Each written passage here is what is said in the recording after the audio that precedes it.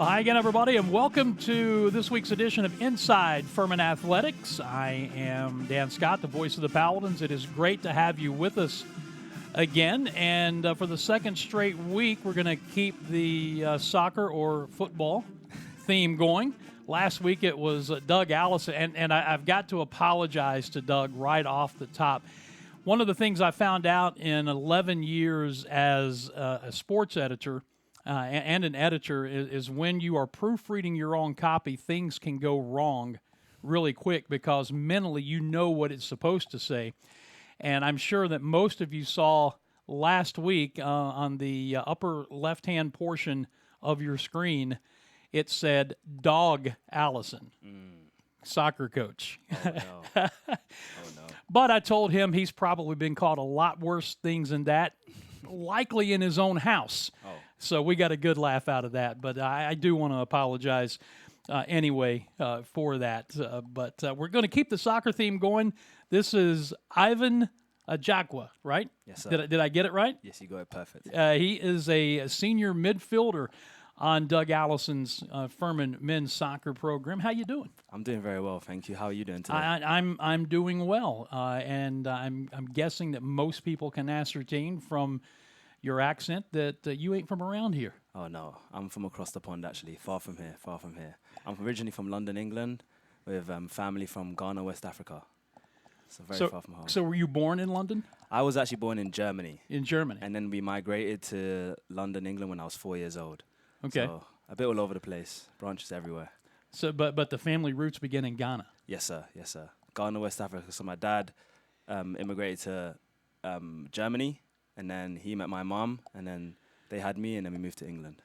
And the rest is history, right? Oh, yeah. Yeah, we're going to get into how you got from London to here, and I would imagine that your coach's background probably had a little bit to do with that. But you're a senior here at Furman, so this is your last go-round. How has the experience been for you, being here at this university, playing for the men's soccer team, Doug being your coach? How's the experience been? The first thing that comes to mind is my personal growth as a human being. Besides football, besides school, is how I've been transformed as a person by the people around me, by the great leadership from the coaches. And also, mentioning that, let's also talk about football. I feel like I've been able to develop as a player, being pushed, understanding my position, where I'm best suited. But the Furman experience is one that is hard to explain in words, really. It's one that once you experience it, you can talk about with the people who have experienced it around you for the rest of your life. And for me, it's how it's transformed me as a person to the man I am today is the biggest part for me. When you were choosing a school, was that part of your thought process when it came time to make a selection of where you wanted to go? Were you looking at who's going to make me a better, more well-rounded person, or were you looking strictly at you? I'm going to say soccer. You say football. That's fine. Yeah. But were you looking at that strictly? What was your mindset when you were deciding where to go to college? I'd be lying if I said I was thinking about the first thing you said, because at that age, I was just thinking about how I can become professional football as quick as possible. And I looked at Doug Allison's resume and the players he's produced, and I said, yep, this is the guy who's going to make me a pro. But now looking back at it, and at that age too, you think you're already the person you need to be, you know how it is.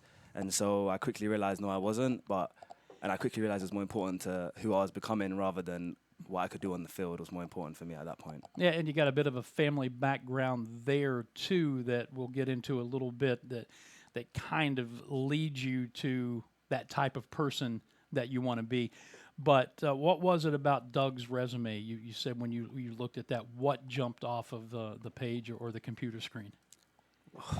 Where do we get started? For me, obviously, I'm doing this, running the risk of inflating his ego. Yeah, you realize that. I don't want him to watch this back if I start to. No, seriously, no. So I think obviously, there's players like Clint Dempsey, Walker Zimmerman, and so many names we could sit here just talking about those names. And also, I just love having a place where a coach has been there for so long and been able to achieve the most winnable coach in SoCon history. That alone just jumps at me. And the culture that, when he was speaking to me via Zoom, the culture that he's been able to create were things that resonated with me. And being able to produce is one thing, but then also showing me as soon as I got here where my holes were and where I could get better was accurate with what I'd seen before and people had told me before. So the respect was there straight away. And then from there, it was just being a sponge and letting him lead the way he does. Now, I'm old enough where I can refer to you and people younger, and even some people older than you as kids. But the kids used to use the phrase street cred. I don't know if you still do or not. But when you look at Doug Allison's resume and you mention two names, if there was nothing else there other than Clint Dempsey and Walker Zimmerman, that's pretty significant street cred, isn't it? Oh yeah. That's probably two of the biggest names in American soccer, if I'm not mistaken. Mm-hmm. And so, do you agree with that? I would agree. Yeah. So, if you have those names, and he would say stuff to me like he wouldn't say it, but other people would say that there's been a Furman player played at the last 4 World Cups, I believe. And so, if you hear that, there's the street cred you talk about. He's done it. He's doing it right now, and he's going to do it again. There's going to be more players coming out of the program. And the great thing about his program, as well as many others here at Furman, is those guys, they stay engaged, don't they? Oh, yeah. That's a big part, too. Every year we have an alumni game. I've met Clint Dempsey twice. I've met Walker Zimmerman. I've met so many of the guys, Graham Seagraves, Scotty Blunt, Eric Buffer, all guys that stay around. Rob Victor, obviously, guys that stay around and really help us do so much for us as a program. All right, so tell me the truth. The first time you met Clint Dempsey, did you size him up and think, I can take this guy? There was guys around me that did. But I have a lot of respect for him, and what he's achieved, I don't even want to get into. But there's a funny story with that, actually. I don't know if we have the time to go into it. We've got all the time we need. So I think it was my freshman year. There's a guy called Josh Hosey from Wales, and he was the kind of guy who, he's going to not like me for saying this, but he's the kind of guy who will get stuck in on anyone. And he doesn't care who you are or what you've done. And so first tackle, he's gone straight through Clint Dempsey in the game. And Clint just turned around and gone, who's this guy trying to get in on me so early? And then the whole game, they were just going back and forth. And I know Josh loved it. And I'm pretty sure Clint Dempsey loved it too. I guess you like the aggressiveness. The one thing you don't want to be known as is the guy who injured Clint Dempsey. Oh, no. So, but that's... did the fact that Doug comes from across the pond as well, did that play any role in your decision to come here? Definitely. There was obviously like someone like Josh, Callum Holland, other names who are from England originally or Great Britain originally, and having those guys here, plus also Doug being here, I knew that the merge of those two would not make this place still feel so foreign to me. And so the merge of having a British coach plus also other British players on the team really played a big part in my decision. And obviously it worked out the way you'd hoped, right? Yes, sir. Everything worked out perfectly. Okay. Visiting with Ivan Agyaakwah. Agyaakwah. Yes, sir. Ivan Agyaakwah. I'm going to keep saying it until I get it right. Senior midfielder on the Furman men's soccer team. As you can see from the screen, 4-3-2 on the season. We're recording this and releasing it on Monday afternoon. Tomorrow they play at Presbyterian College in non-conference action and then come back to Stone Stadium for senior night on Saturday night against VMI in SoCon Place. So it'll be your senior night, right? Oh, yeah. Excited. Have the 4 years gone by quickly? So quickly. It feels like I just walked through the gates yesterday. But it's obviously, I'm grateful to be where I'm at, be a senior, and enjoy senior night. We'll talk more about that in a moment. You mentioned Furman, the soccer program, Doug Allison, the entire package has helped you become the person that you needed to become when you were initially thinking in terms of just soccer. What does that look like? What does that transition, or maybe not even transition, what does that growth look like? I mean, who were you when you walked onto campus, and who will Ivan be when he walks off of campus? First thing I would say is I'm still becoming that person, and that person is never ending and is continuous.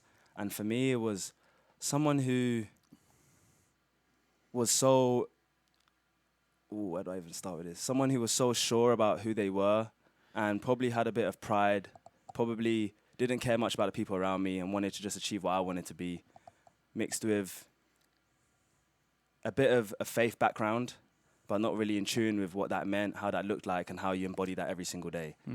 And coming here, having other teammates who showed me what that looked like and lived it out every single day, really began to show me that I can do more with what I have through a power that can work through me. And with that, you lose a lot of that pride and ego that you have as a human being. And so it's credit to not just Doug, but his son, Callum Allison, who lived that out every single day, who was president of FCA and was a big model for me. And I would say played a huge part in transforming my life. Yeah, because for those of us who are Christ followers, the whole Jesus and pride thing, they don't go together. That's oil and water, and that's one of the things that you have to surrender, right? Yep. You have to surrender your pride, which is easier said than done sometimes, especially if that's kind of who you've been. So were there moments? Have they all been positive moments of growth? Were there painful moments of growth that I won't say humiliated you, but humbled you? Or has it all been just positive and learning from example? Definitely not all positive. Definitely not all positive. This journey and this walk is not meant to be all positive. And I think sometimes people get that confused. And I'd say it wasn't also instant. This wasn't I came in freshman year and instantly this happened. Right. This was predominantly after sophomore year, during sophomore year, where I realized that what these guys are modeling for me and how they're living out their life I'd never seen before. It was different. It was attractive. It was something that stood out to me. And for me, I had some adversity where I tore my meniscus at the beginning of my season. And it was a time where, of course, being injured, you should be filled with sorrow and anger and questions and regret and all these words that don't align with what I said I believed in. And in that time, through prayer and through great teammates, I had a sense of peace and joy that I couldn't understand. And that was probably the biggest part for me, that walking through that adversity, reading scriptures like from James 1 all the way through to hearing about pride in James 4. And that whole passage in James really transformed me and showed me that this adversity there's a light at the end of that tunnel. And for me, I'd say that was the biggest part for me, that injury season. Yeah, I mean, we don't want to go all church service here, Yeah. but that James 1, it says, and I'm paraphrasing now, but it says, be thankful when you fall into these trials, which is, as a former pastor of mine used to say, easy preaching and hard living. Yeah. It's one thing to say it maybe when it's happening to somebody else, but when you're a high caliber athlete and all of a sudden you tear a meniscus and you can't play and you're watching your teammates go about their thing, that's when, as they say, the rubber hits the road. Yes. That's when you find out who you are, what you believe, what your belief system is, and helps develop the kind of person you're going to become, right? Yeah, I'd say alongside what you're saying there, that's where I really saw how much pride I had in my heart. You're watching on the sideline, thinking all these kind of different thoughts. And I would think, Ivan, who are you to be thinking this? Ivan, who are you to be having this mentality and attitude? And that's where I really use the word of God to align myself and really understand that I need to walk in humility. How did it make you a better player? Oh, every single day when I go out on the field now, I'm just super grateful. I look at the sky, I look at what Furman has to offer. And gratitude is something that I just take so seriously now, because I realize that it could be over in any moment.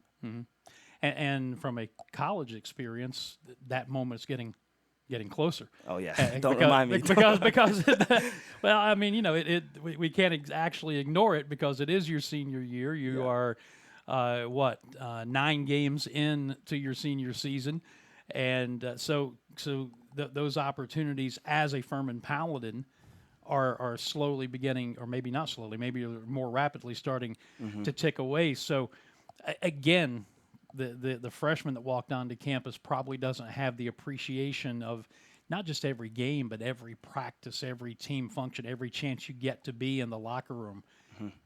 Are you appreciating that more now?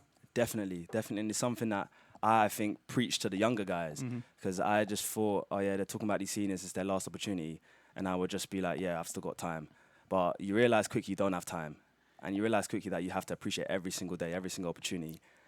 And it's gone so fast that it's like, oh, I wish. And I don't want to have any wishes or any regrets or any couldas or shouldas after the season. So you still got time in the SoCon to make some of those on-the-field things happen and get to the NCAA tournament, right? That's the goal. Visiting with Ivan Agyaakwah on this week's edition of Inside Furman Athletics. I'm going to go back to something that you kind of mentioned as a bit of an aside when we were talking about how you got here, but you mentioned your Zoom conversation with Doug Allison. You were recruited during COVID. Yes, sir. Right? So there could be, I mean, even you tell me international on-campus visits would be kind of a challenge anyway, I suppose, but that was kind of off the table, right? Off the table completely. So you had to make a decision never having stepped foot on campus, and Doug had to make a decision never actually seeing you play in person. Yeah, both took a big leap of faith. Both took a big leap of faith, and that's what had to happen. So were you looking at any colleges in England, or was it always the mindset you were going to come here? It wasn't the mindset of either, to be honest. My goal, like I mentioned earlier too, was just to play professionally. Play professionally, that's your goal. That's what you've dreamt about since you were 5 years old. And obviously with prudent guidance from my parents, getting an education alongside still being able to play was a big thing for them. And it became a big thing for me too once I started to realize that maybe there's another journey or path for me. And that's where, for me, America became my priority to get achieved. So what's been more, or who's it been more difficult on you being here, you being away from your parents, or on your parents with you being over here away from them? I'll let them answer that question. I'm not sure. I'm not sure. Hey, my man, mum does tell me she misses me a lot, but she'll see me soon. She's coming for senior night. Is so she really? Yeah, Oh, it's her that's first time coming on campus. So. That's fantastic. I asked that half kiddingly because although I'm sure there was some homesickness, there's also this, I'm 18 years old, and not only am I away from home, I'm away from home, right? I could do what I want. or so you thought. Oh, yeah. Oh, yeah. How has your family's background helped shape the person that you are? You talked a bit about your mom and dad. Maybe you can expand on that. I know you've got a brother who is in the ministry as well as in seminary in England right now. How has the family dynamic helped shape who you are? So I have 3 brothers. I'm the second of 4. And my mom and dad, of course. And my grandma also lives with us. Very prayerful woman. We go to church every single week. But before, when I growing up, it was just more of like, I've got to go to church. Sunday, you go to church. And that's just something that I knew.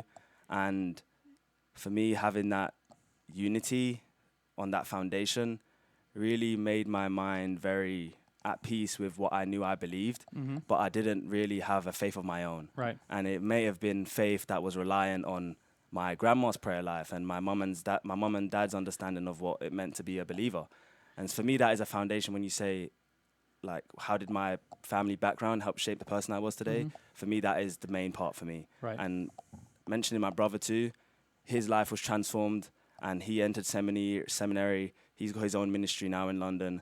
And his impact on me has been similar to Callum Allison. So he came to visit, and he led the team for about a month in Bible studies and really making me understand what it meant to be a believer, justification versus sanctification, and all these topics. And I'd say that really, really, really had a huge impact on me.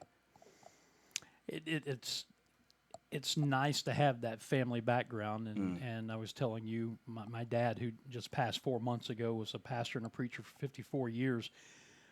But the old saying is God doesn't have any grandchildren. So you have to make your own decision, just like you had to make your decision about coming to Furman. You had to make your decision about what you want your career to be, and you're still in that decision mode. You make decisions about your life's path in every aspect. And you can get advice on what to do, whether it is your career, your faith, or whatever it may be.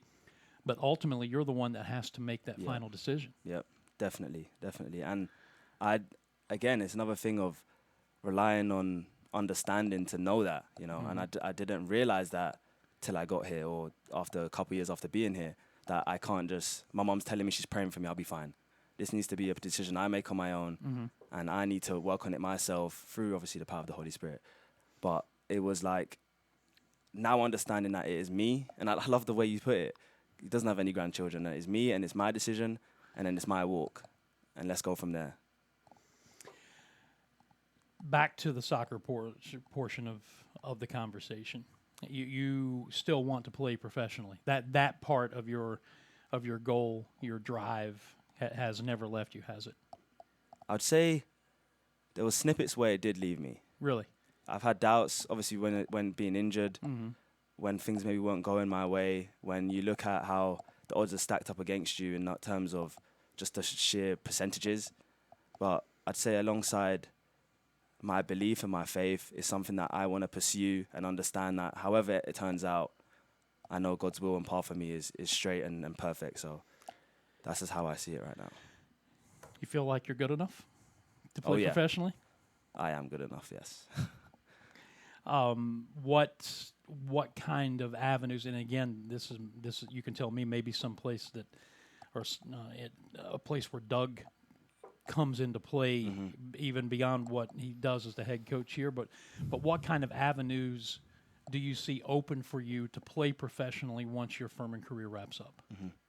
So just to bring Doug back into this, because I think he would appreciate me saying this, and also it was a conversation we had privately. But he pulled me up into the office, I'd say at the beginning of the season. He said, Ivan, look, you're a great 6, but I know your aspirations, and I can see your strengths and your weaknesses. And if you can master a left side centre-back position, I think that will really up your chances of going professionally. And when he said that to me, of course, like 6 is where I've played most of my life, and it was something that I felt like I can help the team with. And my response to him was, immediately pride wanted to come in. And I was like, no. And I was like, you know what?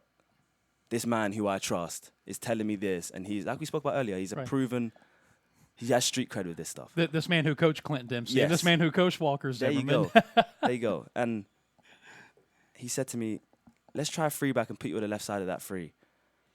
And I was like, let's give it a go. I trust you. I trust the coaching staff. I trust my ability. Let's do it. And so far, my stats-wise, I've had better stats than I have my whole career here so far.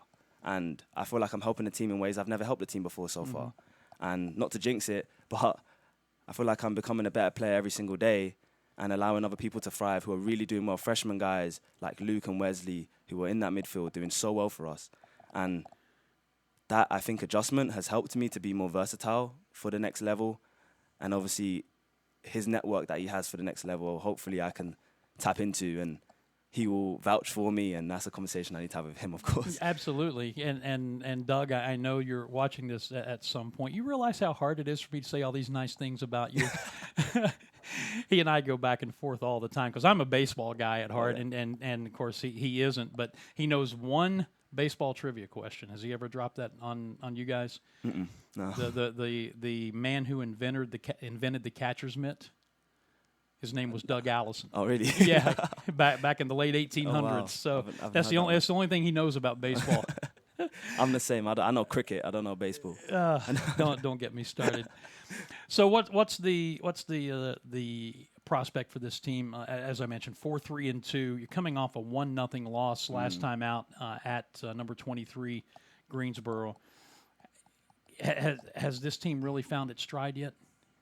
I would say we are, and we have. We had, obviously, with the Hurricane, we had a big win against 24 College of Charleston, 4-2, and the attackers were going hard, and we really had a big win there. But then we stopped for 3 weeks. Right. And then we had a good win away at Upstate, and we outshot UNCG 15-6, I believe. Possessed the ball really well. We just watched the film just now, and we're so happy and positive with what happened. Came down to a funny call for a free kick, and they scored, and it's how cruel the SoCon can be sometimes. But as a team, we feel good, we feel positive, we feel fresh, and we're ready to just go and win this thing. All right, so what has to happen for you to go win this thing? Win games, that's what it comes down to. It comes down to moments in games and winning games. And I know it's all fine to say we're doing well, we're feeling good, and we're playing well. But at the end of the day, we need to win games, and that's the difference. Every sport is just a matter of inches, isn't it? Because I was watching, I think it was on the Twitter or X feed, the game against UNCG. I was seeing some updates, and one of the shots hit the side post or the crossbar. Yeah. And, you know, if it's maybe 2 inches further to the right or whatever side it was, it's a goal. It's a goal. Different game, yep. It's a matter of inches. Like, I think a lot of American sports are similar the same way. Basketball, we saw with Furman basketball a couple of years ago. Matter of milliseconds, and then it changes the whole program's history. Yeah. And it's the same for us. It can be a matter of moments that define your whole experience here. Did you play any other sports? Nah. This was it. This was it. One trick pony, unfortunately. What are you majoring in? I'm a double major, economics and politics. Double major. I tell people that I'm the only broadcaster for a Division I school that they would not have let him in as a student, and I'm sitting here beside a double major. It's just incredible. No, that's fantastic. So, and I know you want to play professionally. You want to, when that's over or whatever that looks like, you want to find some way to combine your soccer experience with some sort of ministry. In the grand scheme of things, it doesn't hurt to have that Furman education and that diploma to fall back on either, does it? Yeah, that's very true. That's very true. I'd like to speak on my sophomore year experience where through a Furman alumni, so I'm an economics major like I just mentioned, and I was able to do an investment banking internship with a man called Paul Gallagher here in Greenville. Mm-hmm. And he led me through how that looked like in the finance world. And that was something I'd like to also explore post-football, hopefully. And merging that with ministry and soccer and finance, I think the Furman whole experience and the diploma it's given me, something that I think hopefully can only lead to success and a way to serve other people as well. Well, and to me, I talk about this with all of the coaches as we get into wrap-up mode, because the landscape of college athletics obviously is changing. Mm-hmm. It's become something that none of us really ever envisioned it would be, with NIL and the transfer portal and basically becoming, I mean, let's call it what it is, especially at the Power 4 level now. It's become the wild, wild west and free agency. That's just what it is. To me, this is what college athletics is supposed to be. Mm-hmm. Yeah, you want to compete, you want to win, you want to get better as a player over the time that you're here, and you have an opportunity to go play professionally after this is over. But the vast majority of college athletes in whatever sport don't. And so that education and that well-rounded experience in which you grow as a person, that's what college athletics, to me, is always, when it's done right, that's what it's supposed to be. And I'm looking at you and I'm thinking, man, this thing's done right. I appreciate that. I think so. I think for me, that would be the biggest thing. If I make it professionally or not, I think that would be the biggest thing I've taken from it and what I've learned from it, definitely. Any predictions for the rest of the season before we wrap it up? In terms of, are you going to win the SoCon and go to the NCAAs? You want to be that bold? You can hold me to it. We will win the SoCon and we'll go to NCAAs this year. He said that as we're recording it at 1:28 p.m. on October the 14th, okay? So let's see if Ivan Agyaakwah knows what he's talking about. Man, it has been great to catch up with you. Yes, sir. You too. Thanks for your time. And we're gonna be talking more on another platform before too long. That'll take care of this week's edition of Inside Furman Athletics. And Doug, thank you for setting this up, because it is as good as you said it would be. We'll be back again next week with another edition of Inside Furman Athletics. Until then, for Ivan, I'm Dan Scott. As always, saying God bless you, and so long, everybody. We will see you again in a week.